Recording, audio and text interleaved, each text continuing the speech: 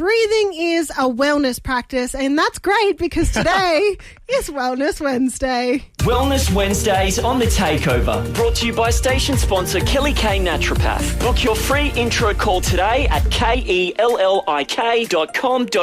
Yes, she joins us over Zoom right now. Kelli K Naturopath, good evening. How are you? I'm very well, thank you. How are you guys going tonight? Yeah, good. Good. I'm feeling good. Yeah, awesome. Also, we're feeling great because we are very keen to discuss tonight's topic, Kelli. Healthy food shopping. Now, it's definitely something that we've all tried to navigate in our lives for sure. And it seems that all the time that there are different people telling you, oh, this is healthy, this is not. And then there's another person who contradicts and say, actually, no, that's not healthy, that's healthy. And then it's just like, it's so hard to get your mind around like what defines like healthy food, and so it's so overwhelming. It's so confusing. I can't stand it, you know. Exactly. And then you throw in like marketing ploys, like, you know, a green package and something that says natural, and you know, you're like, is this actually healthy? I don't know. It's definitely a world of confusion out there. So there's a number of different challenges that I think that can make it really, really tricky for people. One probably is, like you were saying, Lauren, the marketing is so much money, so much psychology, so much time and energy goes into developing marketing that draws us in and tricks us into thinking something's better than what it might be. And it's not very well regulated. So we do see a lot of particularly packaged foods, and they'll use those catchy phrases like all natural or 99% fat-free or organic or gluten-free. And you know, it might be okay, it might be better than other products, but it's just really tricky to know. Sometimes it is just a ploy. And even supermarket placement, like the way supermarkets position food. So you'll always notice like, it's always the junk food that's on the end of the aisles that catches your eyes. And that, it's always like half price junk food. You never see apples and bananas half price. Yeah. So it's just really a bit of a minefield. But I think also the other issue can be affordability, that as crazy as it is, that a lot of whole foods and natural foods can, in some cases, be more expensive or seem more expensive than manufactured foods and junk foods and things like that. So that can be an issue for people as well. And probably the other thing I would say is the amount of choice that we have. You know, we can walk into a supermarket, there's a whole aisle of just chips or, you know, just canned foods or just juices and drinks and soft drinks. And there's a crazy amount of, you know, it's just overwhelming. And a lot of people can have a lot of anxiety about going into the shops because they're confused by the information, and then they're overwhelmed by choice, and they don't know how to figure out what's good for them and what they should be choosing over something else. So there's a lot of complex factors that go into, you know, our shopping experience and our ability to choose healthy foods over less healthy foods. Yeah, it's all very interesting. Well, when we come back from the Kid Leroy, Kelli, we'd love to dig in more about how to actually properly read labels on these packaged foods and how to actually recognize what is truly healthy, and then some healthy tips as well to help make better choices when shopping. Yeah. Kelli, how are you? Yeah, doing well, thank you.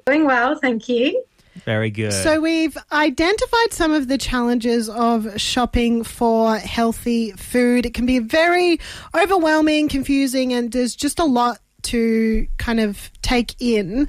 So once we've kind of picked up an item, think it might be good, and we turn it over and want to read some more details, how do we read those labels? How do we recognize what is healthy by looking at the packaging?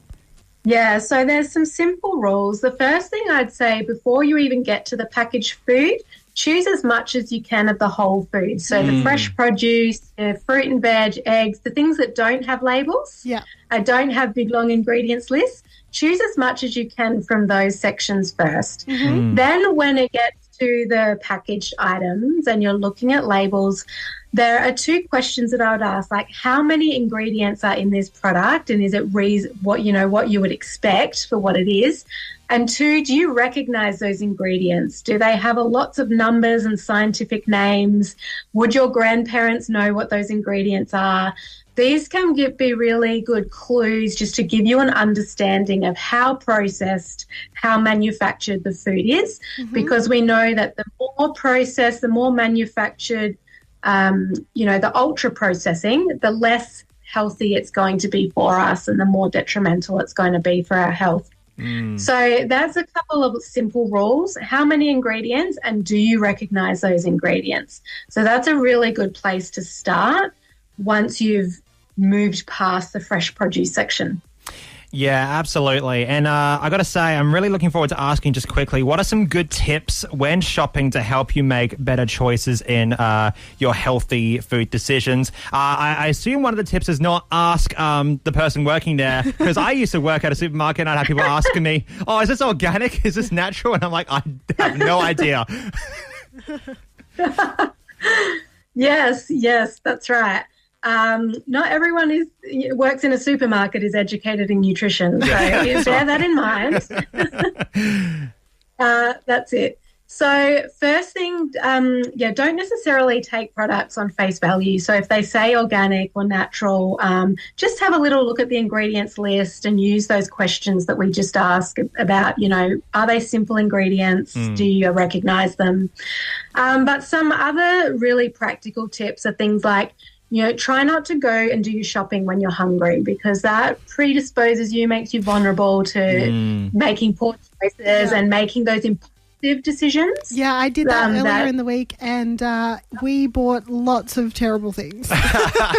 Yeah, exactly, because you'll always go, and your brain is wired to want the things with the most calories, the most sugar, the most fat, because that's what lights up our brain. That's what fuels our body.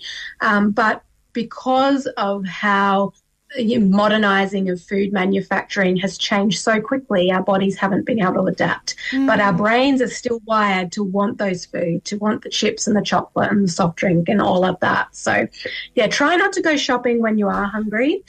Take a list. So think about what you actually need and what you want to buy, write it down and try to stick to the list as much as you can. And also shop the periphery of the supermarket. Usually that's where your fruit and veg is, your meat section, your dairy, your eggs. They're usually all around the outside, and the more processed foods are in the middle aisles. So don't even walk down the soft drink aisle. Don't even walk down the confectionery aisle. Just stick to the outside and then, quickly duck in for your tuna and your beans and your canned food.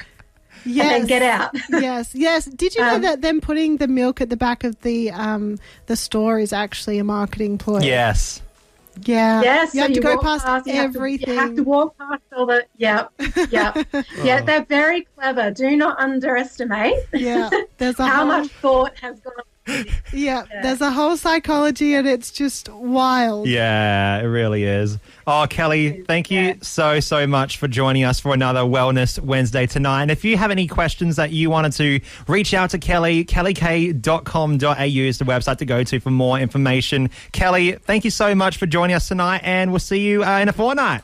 I look forward to it. See you then. Wellness Wednesdays on The Takeover, brought to you by station sponsor Kelli K Naturopath. Book your free intro call today at kellik.com.au.